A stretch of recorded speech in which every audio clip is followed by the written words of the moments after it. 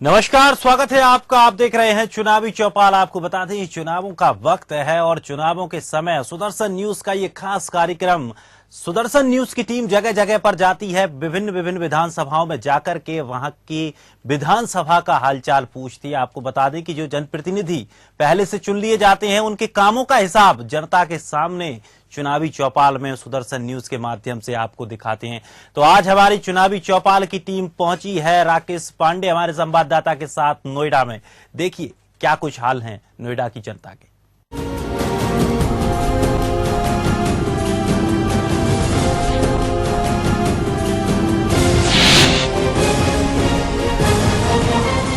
नमस्कार, मैं हूं राकेश पंडित और स्वागत है आपका सुदर्शन न्यूज की इस खास पेशकश चुनावी चौपाल में। पश्चिमी उत्तर प्रदेश के एक अहम जिले गौतम बुद्ध नगर में आज हमने ये चुनावी चौपाल लगाई है। राष्ट्रीय राजधानी क्षेत्र का एक प्रमुख महानगर है नोएडा। यहां पर हम सबसे पहले स्वागत करना चाहेंगे गौतम बुद्ध नगर की बुद्धिजीवी, प्रबुद्ध और सम्मानित जनता का, जिन्होंने अपना कीमती समय निकाला इस चुनावी चौपाल के लिए। उसके बाद हम स्वागत करते हैं अपने मंच का डॉक्टर आश्रय गुप्ता, समाजवादी पार्टी का प्रतिनिधित्व कर रहे हैं। स्वागत है आपका। अनूप खन्ना जी समाज सेवक हैं और निर्दलीय प्रत्याशी हैं नोएडा विधानसभा सीट से। रितु सिंह जी हैं बहुजन समाज पार्टी से, बैठी हुई है प्रतिनिधित्व करने के लिए। मुकेश यादव जी हैं कांग्रेस से, स्वागत है आपका मुकेश जी। अभय सिंह जी हैं सर्वोदय भारत पार्टी से, आपका भी स्वागत है। राकेश शर्मा जी हैं भारतीय जनता पार्टी से। हम सब स्वागत करते हैं आप सभी अतिथियों का। शुरू करते हैं आज की ये चुनावी चौपाल। सबसे पहले समाजवादी पार्टी डॉक्टर आश्रय गुप्ता जी, आपके पास आना चाहूंगा। गठबंधन कर लिया है आप लोगों ने कांग्रेस से, हालांकि कांग्रेस के अध्यक्ष हैं यहाँ पर भाई मुकेश यादव जी, लेकिन आपसे एक सबसे पहला सवाल है कि समाजवादी पार्टी की सरकार है उत्तर प्रदेश में।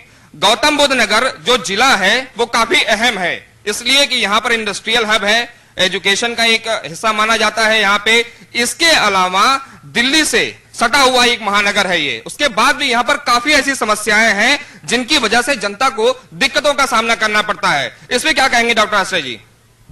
पहली बात, मैं अपने आपको और आपको सबको धन्यवाद देना चाहता हूँ कि आपने मुझे इस कार्यक्रम में आमंत्रित किया। दूसरी चीज में आपसे जो आपने सवाल पूछा गया है मुझसे कि आपका नोएडा दिल्ली से लगा हुआ एक बहुत प्रमुख जिला विधानसभा मानी जाती है, इसमें मुझे लगता नहीं है कि ऐसा कोई सेक्टर, ऐसा कोई जगह है जहां पर विकास ना हुआ हो।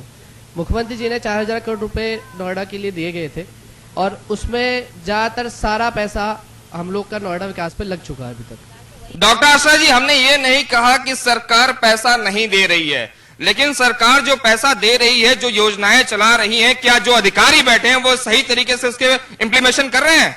बिल्कुल कर रहे हैं। कौन अधिकारी, मुझे नहीं लगता है कोई अधिकारी यहाँ नहीं कर रहा है, और आज तक तो मेरे पास कोई इन्फॉर्मेशन ऐसी नहीं है कि अधिकारी इम्प्लीमेंटेशन नहीं कर रहे हैं। डॉक्टर साहब ने भी ये कहा 4000 करोड़ रुपए नोएडा के लिए आया, सरकार ने दिया जी, तो क्या सरकार ने जनता को बताया कि ये 4000 करोड़ रुपया कहाँ खपाया गया है, किस मद में लगा है? आपके पास सारी जानकारी आपको मिल सकती है अगर आप चाहें तो, अगर आप लोग चाहेंगे नहीं तो जानकारी कैसे मिलेगी? आपके सामने डायल 100 है, ये हमारे घर के पैसे तो बनी नहीं है। 1090 हमारे घर के पैसे तो बनी नहीं है। डॉक्टर आश्रय, इनका सीधा सा सवाल है कि क्या सरकार ने ऐसी कोई व्यवस्था की है कि जनता ये जानना चाहे कि सरकार के दिए हुए पैसे का कहाँ इस्तेमाल हो रहा है, उसकी वो जानकारी ले सके?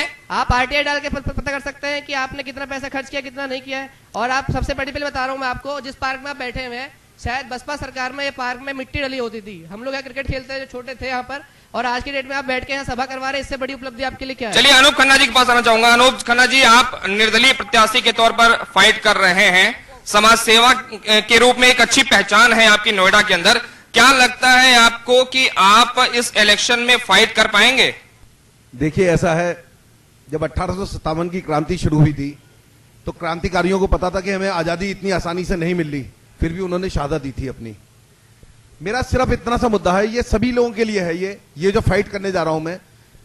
पॉलिटिकल पार्टीज शहरों में आकर, नोएडा में आकर टिकट बांटे, ना कि यहां के कैंडिडेट ऑफिसों के चक्कर काटे, दफ्तरों के चक्कर काटे। उससे होता क्या है कि धन बल का प्रयोग होता है, संबंधों का प्रयोग होता है। अब आप देख लीजिए, अभी किस पार्टी का, मेरे ख्याल है बसपा का बहुत पहले हो गया और बाकी सारी पार्टियों के अभी भी टिकट नहीं हुए। बहुजन समाज पार्टी की तरफ आता हूं, रितु सिंह जी बैठे हुई हैं। रितु जी, बसपा की सरकार रही है उत्तर प्रदेश में, आपने भी शासन किया है, क्या लगता है आपको कि अगर आपने उस समय विकास किए होते तो आज जनता को इतनी दिक्कतों का सामना नहीं करना पड़ता? ये सवाल का जवाब मैं जनता से ही चाहूंगी, क्योंकि जनता अगर यहाँ पर बैठी है, ये अपने दिल पे हाथ रखे और कहे कि बहन जी के समय जो शासन में जो विकास हुआ है वो हुआ है या नहीं हुआ। क्योंकि बहन जी के समय में बिल्कुल जो विकास हुआ है वो ना सपा सरकार ने किया, सवाल पूछिए, सवाल। मायावती जी ना के कि सपा सरकार में हुआ है। मायावती और आप जी के झूठ सरकार ना के बोले, समय में क्योंकि एक के बाद एक अगर आप झूठ बोलेंगे तो जनता के लिए झूठ बोलेंगे, अपने लिए झूठ बोलेंगे। जी, मैं बिल्कुल क्योंकि जनता की आपका तरफ से विकास रुकेगा मैं अगर आप जनता झूठ की बोलेंगे। इसलिए कम से कम मैं जनता की तरफ से ये कहना चाहूंगा कि मायावती जी के सरकार के समय में एक के बाद एक घोटाले हुए और जनता के विकास में पैसा बहुत कम लगाया गया है। सबसे ज्यादा भ्रष्ट सरकार थी मायावती जी की सरकार।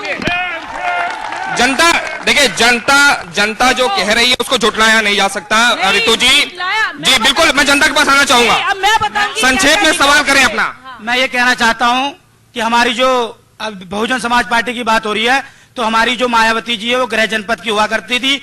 जिस लोगों को उम्मीद था कि यहाँ का विकास होगा, उस तरह का विकास ना होकर यहाँ पे मूर्ति बनाए गए, हाथी खड़े कर दिए गए पार्कों पे, अवे जबकि वहाँ पे लोगों के लिए स्वास्थ्य की व्यवस्था करनी चाहिए। रितु जी इस पे क्या कहेंगी आप? लेकिन मैं अब जवाब देना चाहूंगी और इन्हें बताऊंगी कि ये एक्सप्रेस हाईवे बना, ये क्या हमारे लिए बना, ये सबके लिए बना। आप बताइए, आप बना या नहीं बना? आप चलिए फॉर्मूला नंबर कांग्रेस से भी बात कर लें, पहले कांग्रेस से बात कर लें। जवाब सवाल का सिलसिला लगातार जारी रहेगा। कांग्रेस से है भाई मुकेश यादव जी। नौकरी दी हमने, दी या नहीं दी? रितु जी रोकना चाहूंगा आपको। चलिए, भाई मुकेश यादव जी हैं कांग्रेस से, इनसे सीधा सवाल ये करना चाहूंगा। सबसे पहला सवाल है कि आपने गठबंधन किया है समाजवादी पार्टी से, आप गठबंधन करते हैं, सीटों का बंटवारा कर लेते हैं, लेकिन मजाक उड़ाया जाता है जनता का, जनता के बहुमूल्य वोटों का। सबसे पहला सवाल यह कि क्या जरूरत है कि जिस पार्टी ने इतने साल शासन किया हिंदुस्तान पर, उसको दूसरी पार्टी के सामने वोटों के लिए और सीट के लिए गठबंधन करना पड़े? इस पर जवाब चाहूंगा। जो आप गठबंधन की बात कर रहे हैं, उसका कारण यह है कि उत्तर प्रदेश के अंदर, कृपया पहले देखिए, उत्तर प्रदेश के अंदर और इस देश के अंदर ऐसी फिरका परस्त ताकत इस देश के अंदर आ गई है जो आज इस देश की जनता का बंटवारा कर रही है, जो आज हिंदू को मुस्लिम से लड़ाने का काम कर रही है, जिन्होंने सिर्फ और सिर्फ इस देश में दंगे कराने का काम किया है, वो भारतीय जनता पार्टी को जवाब देने के लिए, हम लोग ये आज इस देश की एकता बनाए रखने के लिए, इसलिए हम लोग गठबंधन की तरफ जा रहे हैं। जनता की तरफ से एक सवाल करना चाहूंगा आपसे, जनता की तरफ से एक सवाल करना चाहूंगा। हालांकि ये सवाल जो मैं पूछ रहा हूं, ये सवाल जनता का है कि गठबंधन करने से पहले इसी समाजवादी पार्टी को आप लोग मिनरल वाटर पी के गाली देते थे, और आज गठबंधन के बाद इतना प्रेम उमड़ रहा है, इसकी वजह क्या है? मैं इस पे पंडित जी कहना चाहूंगा, 2014 में जब ये इस भारत, चलिए अब मैं 2014 में जब नरेंद्र मोदी की सरकार इस देश के अंदर बनती है, और उस सरकार के बनने के बाद में जब इस देश को छला जाता है, जब इस देश को लूटा जाता है, जिन्होंने जो जुमले की पार्टी बन के आती है, जो इस देश के अंदर झूठे वादों की पार्टी बन के आती है, मैं पूछना चाहूंगा इन लोगों से, आज कहां है 15 लाख रुपए? आज कहां है भारतीय जनता पार्टी के जुमले? मैं इन बातों पर जनता से पूछना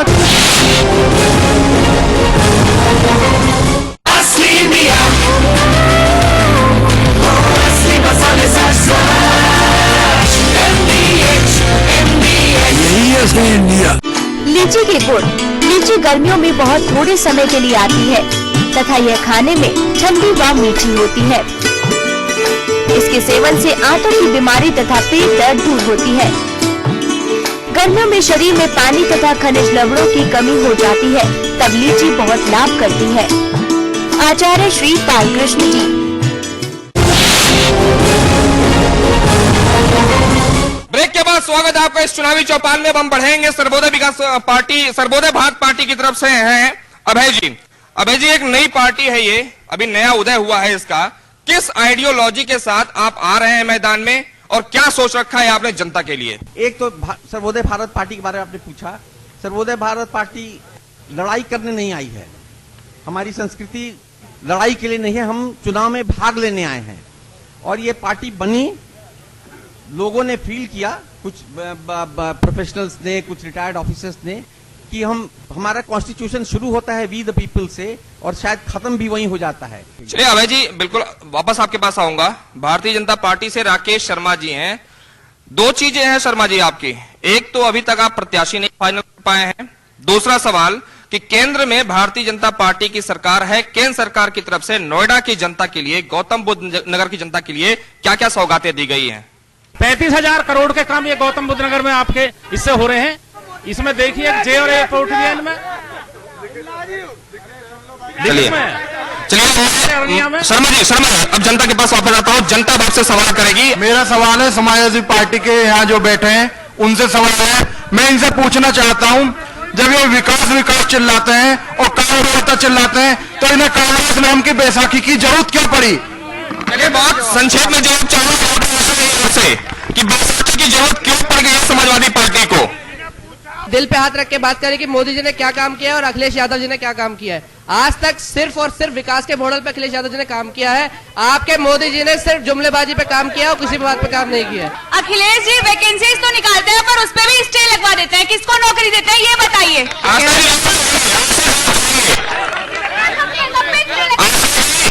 इनका सवाल है कि अखिलेश जी वैकेंसी निकलवाते हैं लेकिन फिर उस पर स्टे लगा दिया जाता है। सीधा जवाब आप कैसे कह सकते हैं कि अखिलेश जी ने उस पे अपने वो करवा दिए हैं? आप कैसे कह सकते हैं? आपके पास प्रूफ है कोई?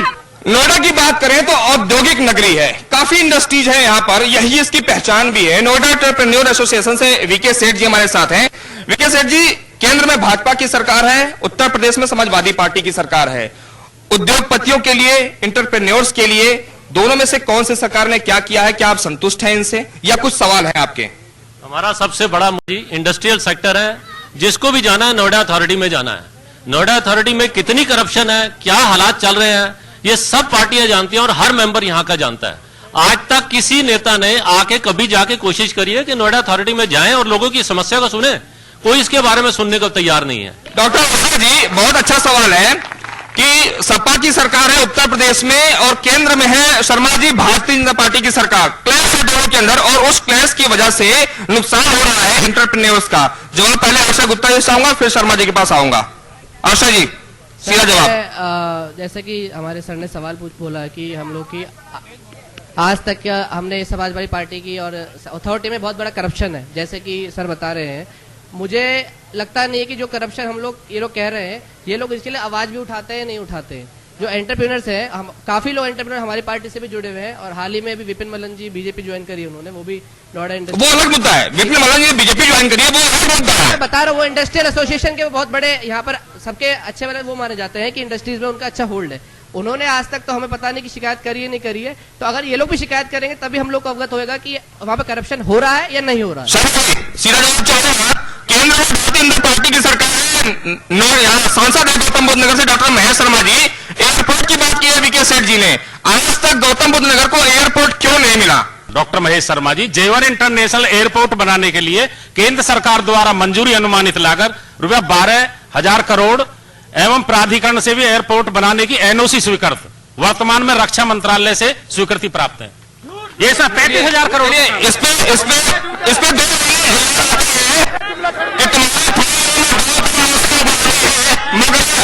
होते हैं, ये दबाव की तस्वीर है।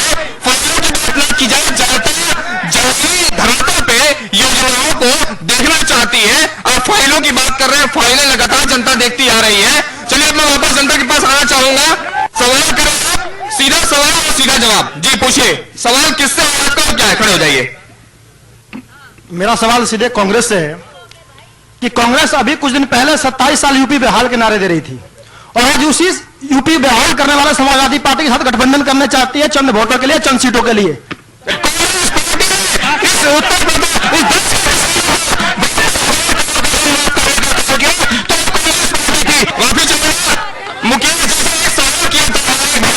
सीधा सा सवाल था, लेकिन मुकेश जी जवाब देने में सफल रहे। लंबी चौड़ी बातें की इन्होंने, नहीं है ये जनता जनार्दन की एक चौपाल है। एक भाई ने सवाल किया था सिर्फ कि 27 साल यूपी बिहार का नारा देने के बाद आप उसी पार्टी के साथ गठबंधन कर रहे हैं। इसका जवाब इनके पास नहीं था महेश भाई के पास। फिलहाल आप रोकते हैं एक छोटे से ब्रेक के लिए, ब्रेक के बाद फिर आते हैं चुनावी चौपाल में।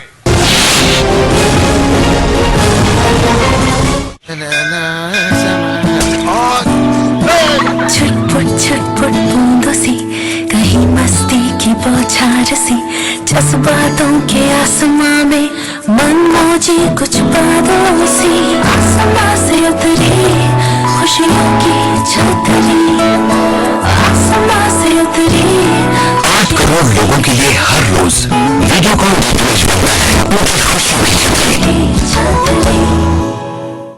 जब तक घर में सब लौट नहीं आते दिल को चैन नहीं पड़ता। बच्चे हैं, पढ़ने भी जाएंगे, बड़े काम काज के लिए भी जाएंगे, सुरक्षित लौटेंगे कि नहीं, डर बना रहता है। देश मोदी जी के नेतृत्व में आगे बढ़ रहा है और उत्तर प्रदेश दिन पर दिन पिछड़ रहा है। भय, लूट, अत्याचार नहीं चाहिए ऐसी सरकार।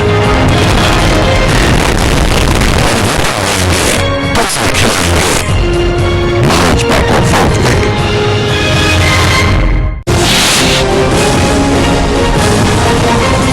ब्रेक के बाद फिर से स्वागत है आपका इस चुनावी चौपाल में।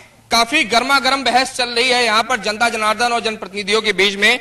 मैं जनता के पास आना चाहूंगा, एक प्रमुख समाज सेवी है राजन श्रीवास्तव जी, आपसे सवाल करना चाहूंगा कि क्या लगता है आपको कि जिस तरह से पॉलिटिकल पार्टियां फाइट करती हैं, नेता बनते जा रहे हैं, नायक बनने को कोई तैयार नहीं है, क्या सवाल है आपका इस प्रतिनिधियों से? एक ही सवाल है कि ये लोग जो चुनाव के समय वादे करते हैं, उन वादों को ये भूल क्यों जाते हैं जब जीत जाते हैं? बहुत बढ़िया सवाल है। इसका सबसे पहला जवाब मैं लेना चाहूंगा डॉक्टर आश्रय से। इन्होंने एक सवाल किया है कि आप वादे तो करते हैं, वादे भूल जाते हैं। इसका जवाब मैं आपसे चाहूंगा कि ऐसा क्यों होता है? अगर आपको याद हो कि समाजवादी पार्टी ने 2012 में जितने घोषणा पत्र में वादे किए थे वो 2.5 साल में पूरे कर लिए थे। तो इससे बड़ी बात मुझे लगता नहीं कि सरकार में हो सकती है। अगर आप लोग बोलने देंगे, अगर आप बोलने देंगे तो हम बोलेंगे। तो 2.5 साल में जो हमारे वादे पूरे कर लिए गए और उसके बाद नई चीजें लाई गई हैं और नई चीजों पे भी इम्प्लीमेंटेशन चालू हो गया है। और इसलिए मैं आपसे कहना चाहूंगी, हमने सिर्फ विकास पे ध्यान दिया है, झूठे वादों पे नहीं किया जो बाकी पार्टियां कर रही हैं इस टाइम। जनता की ये चुनावी चौपाल लगातार जारी है। यहाँ पर जनता हमारे साथ है, पहले हम इनके पास आएंगे। जनता के क्या सवाल हैं? जी पूछिए, सवाल किससे है और क्या सवाल है संक्षेप में? मैं भारतीय जनता पार्टी से पूछना चाहता हूं कि आप सबका साथ सबका विकास आपका नारा है, आपकी मौजूदा जो लिस्ट आई है विधानसभा की, उसमें कितने मुसलमानों को आपने टिकट दिया है? भारतीय जनता पार्टी एक विचारधारा है, इसमें जाति धर्म या उसकी कोई बात नहीं है। ये लोग कोई जाति के ऊपर, कोई परिवार के ऊपर इनमें नूरा कुश्ती हो रही है आपस में। मेरा सवाल सर्वोदय पार्टी, हेलो, मेरा सर्वोदय पार्टी से जो नई पार्टी है, इसी प्रकार से जनता ने सारी पॉलिटिकल पार्टियों से परेशान होकर के दिल्ली में अन्ना हजारे के कहने पे कि हम भारत के लोग, ये संविधान में लिखा हुआ है, परेशान होकर के अन्ना हजारे के नाम पे आंदोलन से एक नया पार्टी निकला और उस पे पब्लिक ने भरोसा किया, जैसे आज आपके साथ हम करना चाहते हैं। लेकिन उस आदमी ने बाद में जो पुरानी पार्टियां थी उनसे भी वो आगे निकल गया करप्शन, भ्रष्टाचार और जनता को लूटने में। चलिए इनका सीधा सा सवाल, इनका सीधा सा सवाल है कि आप पर क्यों भरोसा करें? नहीं, मैं बिल्कुल, अगर जनता इस पे शक करती है, विश्वास करना मुश्किल हो रहा है।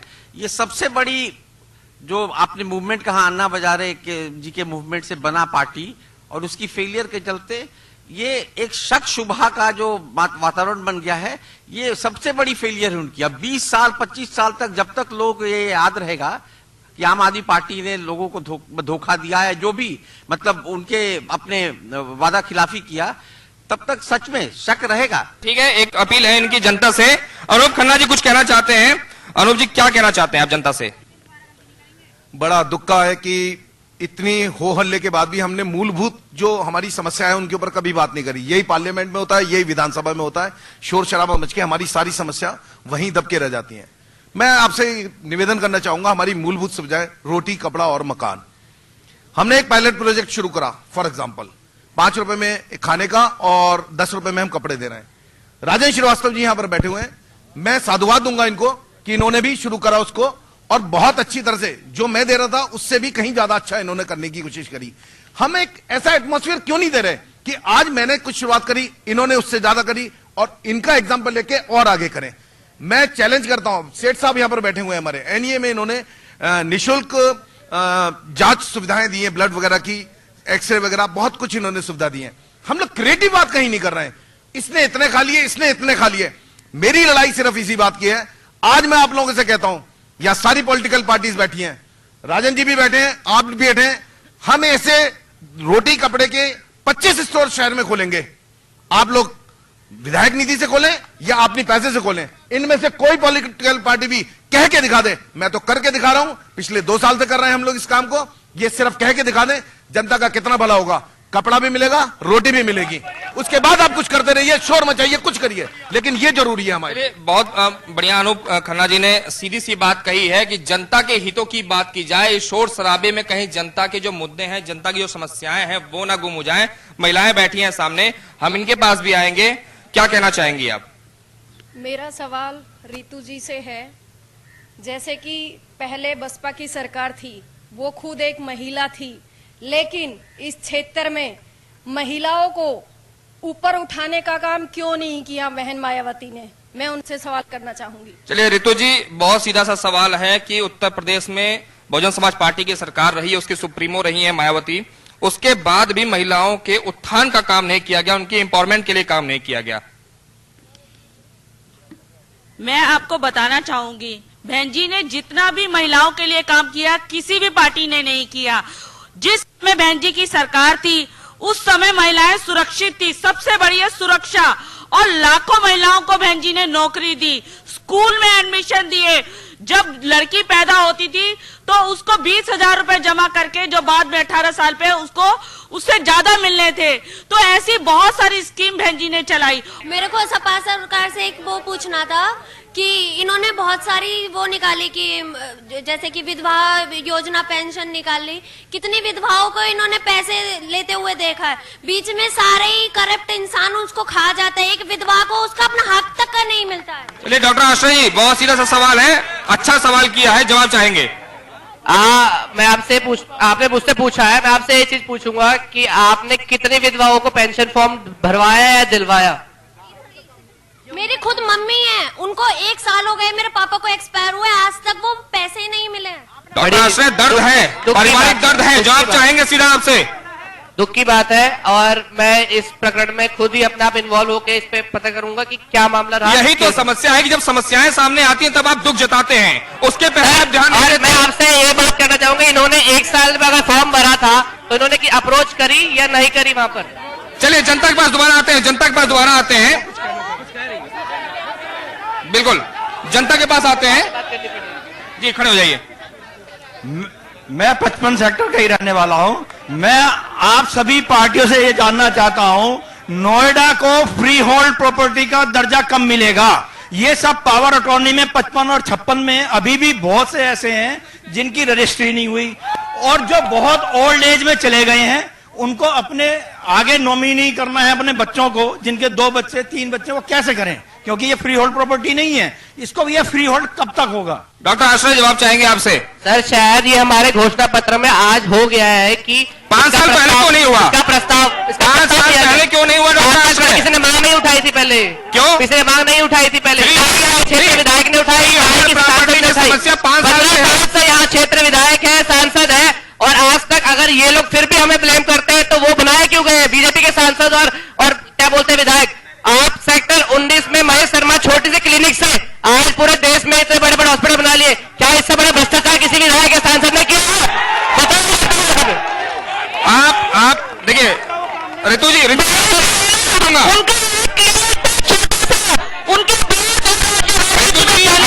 आपसे अभी सवाल किया गया। रितु जी रोकूंगा। चलिए मैं दोबारा जनता के पास आना चाहूंगा, जी पूछिए।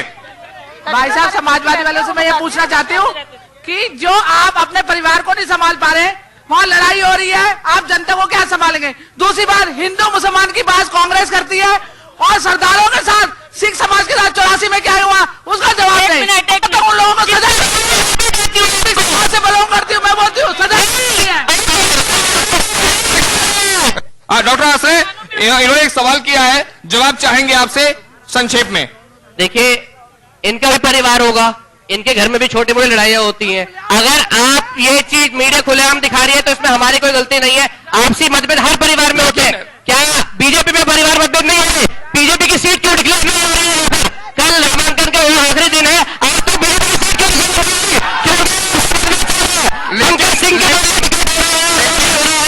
सिंह क्यों खत्म कर आप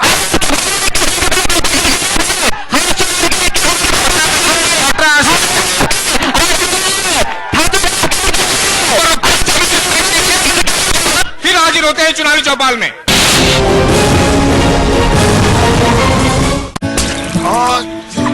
छुटपुट छुटपुट बूंदों सी कहीं मस्ती की बौछार सी, जज्बातों के आसमां में मनमौजी कुछ बादलों सी। 8 करोड़ लोगों के लिए हर रोज वीडियो कॉल D2H बनता है। दंगे तो वो रोकेगा ना जिसकी नीयत में खोट नहीं होगा। आगरा, आजमगढ़, गोरखपुर, मुजफ्फरनगर के दंगे से दंगे नहीं, इस सरकार की अराजकता का जीता जागता सबूत है। हजारों लोग अपना घर बार छोड़ने पर मजबूर हो गए, लेकिन इस सरकार से अपना नाच गाना नहीं छूटा, अब छूट जाएगा। ऐसी सरकार